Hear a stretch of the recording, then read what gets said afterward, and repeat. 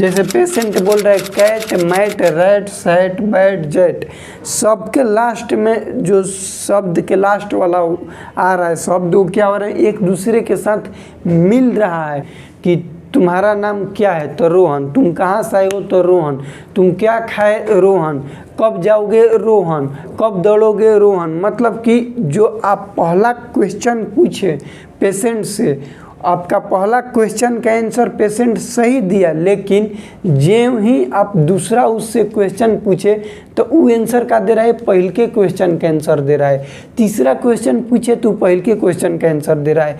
चौथा क्वेश्चन पूछे तो पहले के क्वेश्चन का आंसर दे रहा है। नमस्कार दोस्तों, नर्सिंग के इस यूट्यूब चैनल पर आप सभी का स्वागत है। दोस्तों आज के वीडियो में हम लोग थिंकिंग डिसऑर्डर का पार्ट 2 पढ़ने वाले हैं। इसके पहले वाले वीडियो में हम बता चुके हैं थिंकिंग डिसऑर्डर का स्टेज कितना होता है। जैसे बताए थे सबसे पहले progression level, formation level, progression level और कंटेंट लेवल। तो हम लोग पढ़े थे सबसे पहले फॉर्मेशन लेवल। फॉर्मेशन लेवल में पढ़े थे ऑटिस्टिक थिंकिंग, और उसके बाद हम सबसे पहले आता है फॉर्मेशन जिसमें था ऑटिस्टिक थिंकिंग। अब जानेंगे हम लोग प्रोग्रेशन। प्रोग्रेशन में हम लोग के लिए पढ़ने के लिए है जिसमें 9 बताए थे कि C4 C2 T4 IAF का के, उसी से है क्लैंग एसोसिएशन, सर्कमस्टियलिटी, टेंजेंशियलिटी, थॉट रिटार्डेशन और थॉट प्रिजर्वेशन। हम लोग 5-5 करके पढ़ेंगे थिंकिंग डिसऑर्डर को, ताकि आप लोग के अच्छे से याद हो जाए। देखिए सबसे पहले हम लोग जानेंगे कि क्लैंग एसोसिएशन क्या होता है।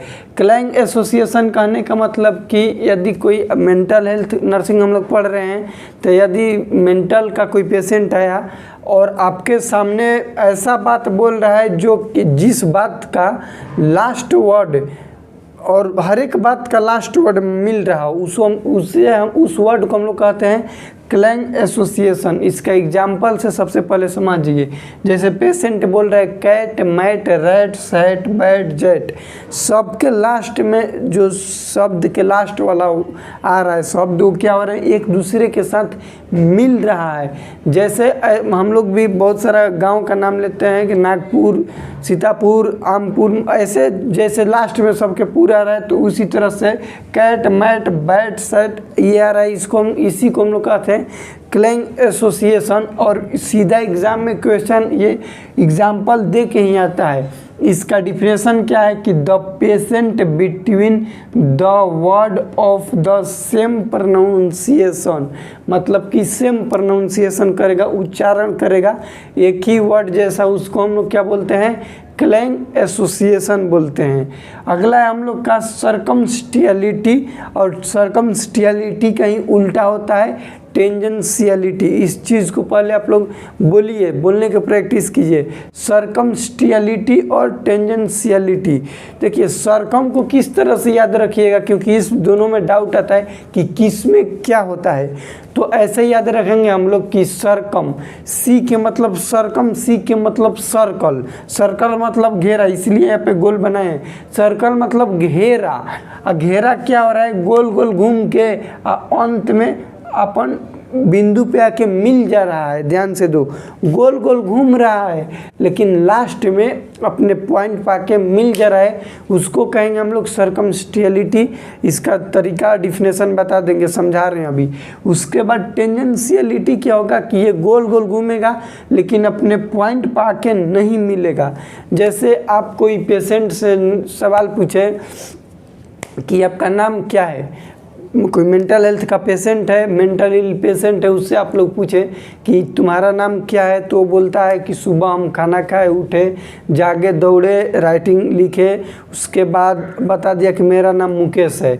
सारा चीज़ बताने के बाद गोल गोल घुमाया कि ये किए, वो किए, ये नहीं करना चाहिए, अपना बहुत सारा बात बताया, लेकिन लास्ट में जो आप क्वेश्चन पूछे थे उस क्वेश्चन का आंसर दे दिया। उसी को हम लोग क्या कहते हैं, सर्कमस्टियलिटी कहते हैं। सर्कम मतलब घेरा, गोल गोल घुमा रहा है लेकिन लास्ट में पॉइंट पर लाके गिरा दे रहा है, उसको हम लोग कहते हैं सर्कमस्टियलिटी। टेंजेंशियलिटी क्या होगा, यहाँ पे लिखे हैं कि नॉट रीचेज टारगेट एरिया, मतलब कि तुम सुबह क्या कर रहे थे, या फिर तुम सुबह में क्या नाश्ता किया। ये सवाल है कि तुम सुबह में क्या नाश्ता किया, तो बोलेगा काल रोटी खाए थे, भुंजिया खाए थे। काल के बताएगा, आज के दोपहर के बताएगा, शाम के बताएगा, रात के बताएगा, दौड़े, नाचे, गाए, खाए, पिए, सारा चीज़ बताएगा। लेकिन जो सवाल आपका एक्चुअल सवाल था कि तुम सुबह में क्या खाना खाया, और वो सवाल छोड़ के सारा चीज़ जवाब दे दिया, और आप जो एक्चुअल में सवाल पूछे आपके सवाल का जवाब नहीं दिया, उसको हम लोग कहते हैं टेंजेंशियलिटी। अब आइए इसका हम लोग डिफिनेशन पढ़ते हैं। सर्कमस्टेंशियलिटी का डिफिनेशन क्या है? The patient talk about several topic. ध्यान से देखो, the patient talk about several topic. Hindi इसका होगा कि जो पेशेंट है बहुत सारे विषयों के बारे में बात करेगा। टॉपिक मतलब विषय, सेवरल मतलब बहुत ज़्यादा। The patient talk about several topic. Patient जो है बहुत सारे विषयों के बारे में बात करेगा आफ्टर आस्किंग क्वेश्चन। क्वेश्चन पूछने के बाद बहुत सारा विषय के बारे में बात करेगा। And patient always reaches to the target answer. लेकिन बहुत सारा घुमा फिरा के जवाब देगा, लेकिन लास्ट में जो आपका एक्चुअल सवाल है, जो आप पूछना चाहते थे, वो पेशेंट के द्वारा के सुनने को मिल गया आपको, तो उसी को हम लोग कहेंगे सर्कमस्टेंशियलिटी। और सुनने के लिए नहीं मिला, उसको बोलेंगे टेंजेंशियलिटी। ये दोनों में हमेशा डाउट आता है, तो इस चीज़ को क्लियर कर लीजिएगा। अगला हम लोग का है थॉट रिटार्डेशन और थॉट प्रिजर्वेशन। हम लोग ये जो थॉट डिसऑर्डर है 5-5 करके ही पढ़ेंगे, लेकिन पूरा कॉन्सेप्ट से पढ़ेंगे ताकि इसमें कोई भी डाउट ना आए आप लोग को। थॉट रिटार्डेशन में ये होता है कि कोई पेशेंट से पूछे, देखिए definition, a little response has been given by the patient. जैसे पूछे कि तुम कहाँ से आए हो, सीधा बता देगा कि बिहार से। बिहार में कहाँ से हैं, किस डिस्ट्रिक्ट से हैं, ये नहीं बताएगा, बस बता देगा बिहार में। बस मतलब कि लिटिल रिस्पॉन्स, जितना पूछे उससे भी कम रिस्पॉन्स दे, उसको हम लोग बोलते हैं थॉट रिटार्डेशन। और बहुत सारा इसका एग्जांपल है, जैसे नाम पूछे थे, तुम्हारा नाम क्या है, तो सिर्फ अपना नाम बता दे कि मेरा नाम मनोज है, कुमार नहीं बताएगा, या फिर कुमार के सामने जो भी टाइटल लगेगा, गुप्ता, शर्मा, ये नहीं बताएगा।